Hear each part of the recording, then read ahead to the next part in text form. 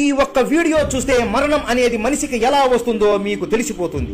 ఒక రోజు మహావిష్ణువు శివుడిని కలవడానికి గరుడ మీద కైలాసానికి వెళతాడు. విష్ణువు గరుడతో నువ్వు ఇక్కడే ద్వారం దగ్గరే ఉండు, శివుడు ధ్యానంలో ఉన్నాడు, నేను అలా వెళ్లి ఇలా పని పూర్తి చేసుకుని వస్తాను అని చెబుతాడు. గరుడ ద్వారం దగ్గర కూర్చొని ఉండగా అక్కడే యమధర్మరాజు కూర్చొని అతని ముందు ఉన్న పక్షిని కదలకుండా కళ్ళు తిప్పకుండా ఆ పక్షినే చూస్తూనే ఉంటాడు. అమ్మో, ఈ యముడు పక్షిని కూడా వదలడం లేదా, పాపం ఈ పక్షిని యముడు చంపేస్తాడు ఏమోనని భయపడి దాన్ని కాపాడాలి అని అనుకుంటుంది. గట్టిగా యమా అని పిలుస్తాడు. యముడు పక్కకి తిరిగి చూసే లోపు గరుడ ఆ పక్షిని తీసుకొని వాయు వేగంతో ఒక అడవిలో ఒక చెట్టు మీద వదిలేసి మళ్లీ ద్వారం ముందు కూర్చుంటాడు. యముడు ఆ పక్షి ఏమైపోయిందా అని ఆశ్చర్యపోతాడు. ఏమైంది యమధర్మరాజా, అలా ఆశ్చర్యపోయావు అని అడగగా దానికి యముడు చెప్పిన సమాధానానికి గరుడని ఆశ్చర్యపోయేలా చేసింది. ఆ పక్షి తలరాత ఈ రోజుతో ముగిసిపోయింది, దాన్ని ఒక పాము మింగేస్తుంది అని